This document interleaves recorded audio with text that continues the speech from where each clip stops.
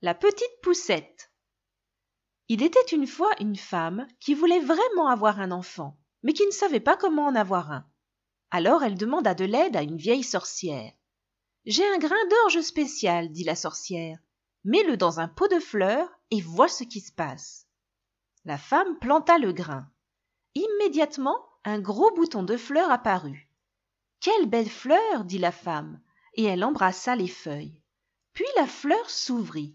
C'était une tulipe. Au milieu était assise une belle petite fille. Elle n'était pas plus grande qu'un pouce. Alors on l'appela la petite poussette. Ils firent un berceau avec une coquille de noix et des pétales comme matelas et couverture. Pendant la journée, la petite fille jouait sur la table. Dans une assiette d'eau se trouvait un pétale de fleur sur lequel elle pouvait naviguer. Elle avait 2 rames faites de crin pour ramer. La petite poussette chantait de belles chansons et était heureuse. Mais une nuit, un gros et vilain crapaud entra par une fenêtre cassée et sauta sur la table. « Ce serait une belle femme pour mon fils, » dit le crapaud, et il emmena la petite poussette dans son berceau. Le crapaud vivait avec son fils près de la rivière. Oh, que le fils était laid !« Croac, croac, dit le crapaud quand il vit la fille. « Sst, dit la mère crapaud, ou elle va se réveiller et s'enfuir. » Ils la mirent sur un nénuphar dans la rivière et allèrent décorer la maison du crapaud. La petite poussette se réveilla et pleura.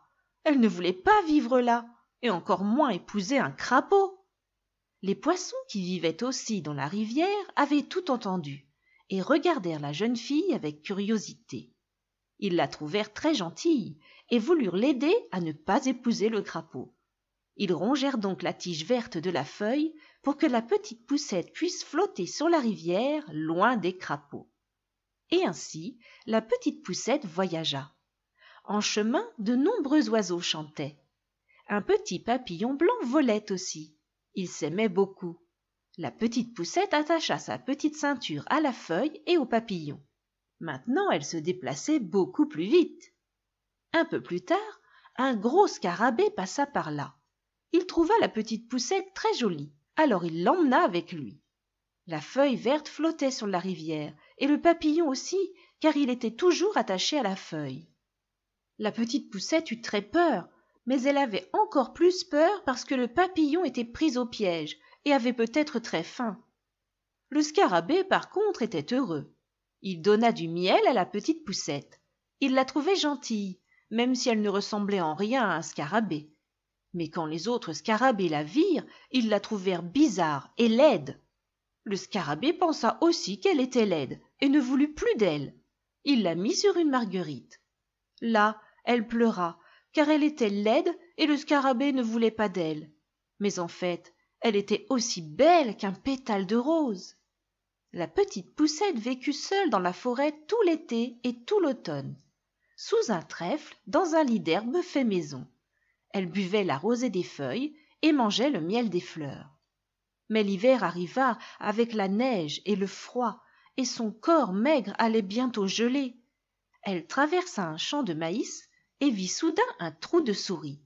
Elle y entra pour demander quelque chose à manger. La souris des champs lui dit qu'elle pouvait rester tout l'hiver si elle faisait le ménage et racontait des histoires. Un jour, une taupe voisine vint lui rendre visite. Ce serait un bon mari pour la petite poussette, pensa la souris des champs.